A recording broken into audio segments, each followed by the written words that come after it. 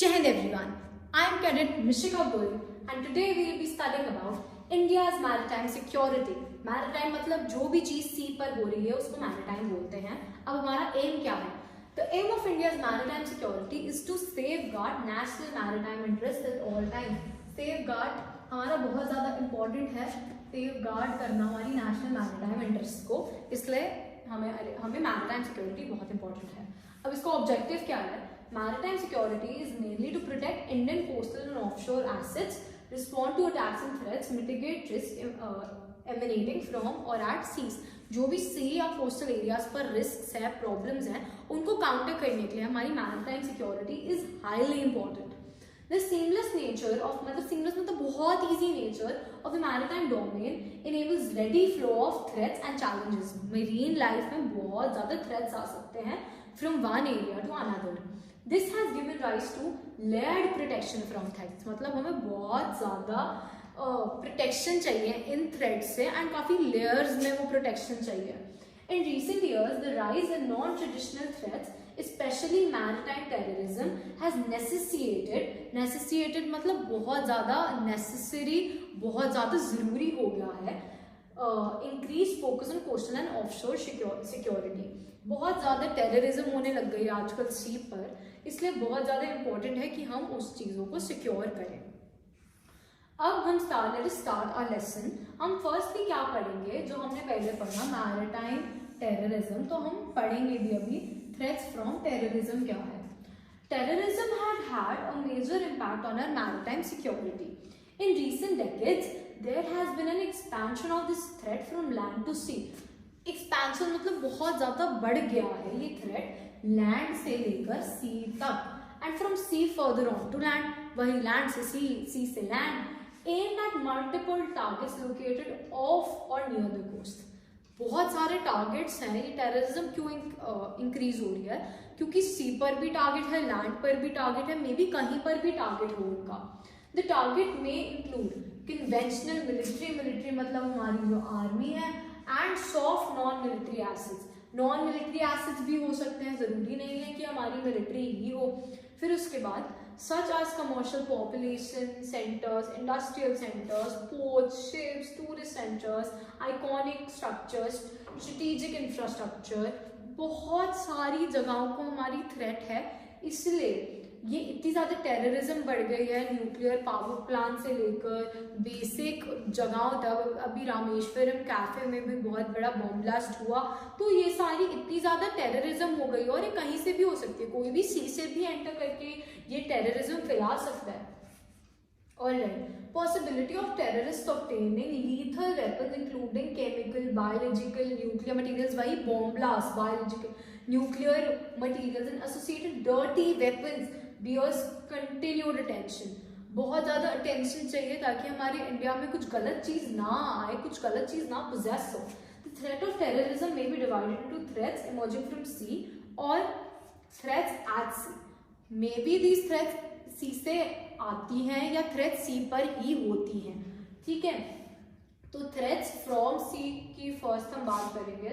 This includes movement of arms, explosives, terrorist by sea for subsequently और directly conducting terrorist attacks ashore. ठीक है, शोर पे conduct करने के लिए टेररिस्ट अटैक्स, ये सब चीजें बहुत ज्यादा कॉमन है. India has faced terrorism from sea in both these ways. दोनों वेज में इंडिया में टेररिज्म रहा है. 1993 में the seas were used to smuggle explosives फिर subsequently conducting terrorist attack in Mumbai. Mumbai के टेररिस्ट अटैक्स के बारे में हमने पहले भी पढ़ा. ठीक है, मार्च 09 की बात है. तो बहुत ज्यादा यूज हुआ है मुंबई टेरर अटैक्स में स्मगल करने के लिए explosives. In 2008, this graduated to terrorists emerging from sea to carry out direct attacks on landing ashore. इतना ज़्यादा टेररिज्म इंक्रीज हो गया है कि वो डायरेक्टली सी से आकर अटैक्स करते हैं. ठीक है, this is threats from sea. Moving forward we will learn about threats at sea. अब सी पर क्या थ्रेट्स होते हैं? This includes conducting attacks against ships at sea. बहुत सारी ऐसी होती है शिप्स जिसके अगेंस्ट अटैक करना होता है, टॉर्पीडोज लॉन्च करते हैं, फायर करते हैं, बहुत कुछ होता है. These use explosives and small crafts in the early 2000s, which has recently graduated to direct weapons and rocket attacks against ships from ashore. These were also attempted hijacking of naval ships in our neighborhood in 2014.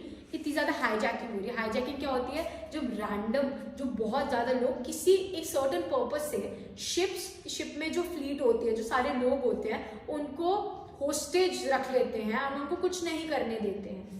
These people are basically on gun point. ये कुछ लोग गलत नहीं कर सकते हमारे fleet. With the intention of attacking maritime targets using their conventional capabilities. Maritime targets मतलब marine based targets को अटैक करने के लिए होता है. This represents a new genre of threat wherein radicalized or vulnerable state forces may be commanded by the terrorists to launch semi-conventional attacks against other nations and populace. अब ये क्यों होते हैं? ताकि सेमी कन्वेंशनल अटैक्स करें nation में या population के लोगों पर. तो ये बहुत ज़्यादा डायरेक्ट अटैक्स होते हैं जो ये लोग कर देते हैं सी पर. आगे बढ़ते हैं. अब हम बढ़ते हैं piracy and armed robbery at sea के बारे में. आप लोगों ने सबने सुना होगा पायरेट्स के बारे में. तो this is basically piracy. Robbery मतलब चोरी करना सी पर. तो इसमें क्या क्या आता है? Piracy and armed robbery at sea constitute the oldest forms of maritime security threat. सबसे old चीज है ये. These target maritime trade. ये अब चोरी क्या करोगे? जब कोई सामान जा रहा होगा या आ रहा होगा तभी चोरी हो सकती है. तो ट्रेड को करता है. The economies of affected nations. These also put the lives of people working on board ships at risk. अगर कोई चोरी करेगा तो maybe they could kill the person that is present there on the ship. To facilitate, वो चोरी करने के लिए वो मार भी सकते हैं. तो ये उनकी फ्रीडम को कर्व करता है, फ्रीडम को रोकता है. To use the seas of livelihood and economic growth affecting maritime interest of large number of countries. बहुत सारी कंट्रीज का जो मैरिटाइम इंटरेस्ट है इसकी वजह से बहुत ज्यादा कर्व हो रहा है. Hence, combating piracy has been a traditional task of navies over hundreds of years and remains so in the 21st century. अभी 21st century में piracy इतनी ज़्यादा हो रही है, इतनी ज़्यादा attacks हो रहे हैं, robberies हो रही हैं कि maritime security को इतनी old age custom को भी देखना पड़ता है along with terrorism. Piracy has seen a rise in recent years in case of maritime interest in India. अब हम Indian approach पढ़ेंगे, ये भी बहुत important होती है. इंडियन अप्रोच पढ़ना कि इंडिया में क्या हो रहा है. This includes the Gulf of Aden and Somali basin from, याद रखना है ये गल्फ ऑफ एडन, ठीक है, and Somali basin from where Aden and Somali basin from where piracy has spread across the Arabian sea के across piracy बढ़ रही है and to within 500 nautical miles of the Indian marine 2011 तक.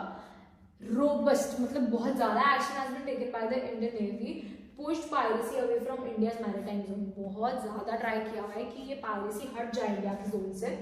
Indian Navy has also maintained a ship on patrol in Gulf of Aden. Petrol ship से याद है, petrol ship से होती है टू इंश्योर कि कुछ गलत ना हो रहा है. पेट्रोल शिप करी है Gulf of Aden continuously since October 2008. 2008 में कंटिन्यूसली ये शिप प्रेजेंट होती है to escort more than 3,000 merchant ships and nearly 2,500 Indian seafarers. ठीक है, Indian seafarers. अब besides other nationalities, cooperative efforts of international navies and adoption of best management practices. Best management practices, ये word याद रखना है, इसमें बहुत इंपॉर्टेंट है जब आप इंडियन अप्रोच के बारे में लिखोगे. By transiting merchant vessels have reduce piracy in the region. तो इंडिया ने कैसे, ये हम पढ़ रहे हैं, इंडिया ने कॉम्बैट कैसे करी है पायरेसी, क्या पायरेसी क्या क्या किया है. तो इसमें हमने क्या क्या पढ़ा? पहले gulf of Aden and Somali basin important है, ठीक है. अरेबियन सी वर्ड इंपॉर्टेंट है. ये गल्फ ऑफ एडन को क्या कर रही है इंडियन नेवी, यहाँ पर पेट्रोल शिप्स लगाई हुई है कंटिन्यूसली ताकि कोई पायरेसी का केस ना आना हो. इंटरनेशनली क्या किया गया है, इंटरनेशनल नेवीज ने क्या किया हुआ, बेस्ट मैनेजमेंट प्रैक्टिसेस करी हुई हैं to reduce piracy. I hope this is clear. अब आगे चलते हैं, अब हम पढ़ते हैं strategy for coastal and offshore security has been developed with focus of Indian Navy as per its current mandate and being the principal maritime force of the nation. in a framework of jointless and coordination with other maritime. अब इसमें basically अगर आप ये वाला पूरा part पढ़ोगे, इसमें ये बता रहे कि इंडियन नेवी ने क्या करा हुआ है, बहुत सारी ऐसी फोर्सेस डेवलप करी हुई हैं टू फोकस एंड फ्रेमवर्क एक इस्टेब्लिश करे for jointless and coordination with other maritime agencies की पायरेसी कम हो, and increasing role and operational responsibilities are envisaged to be taken up by the Indian Coast Guard and other agencies as per their capabilities of coastal security. हमारा India is doing बहुत कुछ कि हमारी coastal security रहे and अपना best दे रही है टू इंश्योर ये हुआ। अब आते हैं layered concept of maritime security. Coastal and offshore safety are ensured by various agencies in a layered concept. The innermost is CIF, ठीक है, CISF सॉरी, ये CISF याद करना है, custom state maritime police, BSF border security force होता है BSF, ठीक है, in their respective areas of operation. The next layer is mandated by coast guard and outmost layers at high seas is made by the Indian navy, ठीक है। Close coordination is required with all agencies as the threats may rapidly cross from one layer to another. हमने पहले पढ़ा था कि बहुत, हमने ऊपर ही पढ़ा था कि बहुत ज़्यादा लेयर्स इन्वॉल्व हैं, क्योंकि इतनी थ्रेट्स है ना, तो इतना हमारे लिए बहुत ज़्यादा एक लेयर्स होनी चाहिए बचाने के लिए हमारी इंडियन सिक्योरिटी को। इंडिया की जो थ्रेट्स हैं, इंडिया में जो थ्रेट्स हैं उनके लिए एक बहुत ज़्यादा लेयर्ड स्ट्रक्चर, मुझे अब याद नहीं आ रहा कहाँ पर था, बट हमने अभी पढ़ा था लेयर्ड स्ट्रक्चर के बारे में। आई हैड मेंशन्ड कि लेयर्ड स्ट्रक्चर है, ठीक है। तो फिर उसके बाद बहुत ज़्यादा ऐसी ऐसी चीज़ें इंडियन नेवी ने करी हुई हैं सो दैट अगर इस लेयर से गए, ठीक है, एक लेयर से तो चला गया, चलो मान लो यहाँ पे BSF, फिर वो नेक्स्ट लेयर पे तो आएंगे ना, तो यहाँ पर भी प्रोटेक्शन होनी चाहिए, लेयर्ड अप्रोच होनी चाहिए ताकि हमारे पास ये थ्रेट्स ना आए।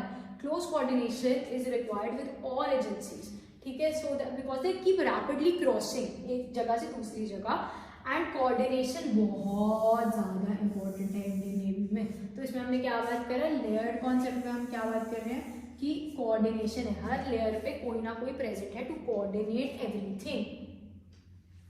Thank you. I hope you were able to understand this topic.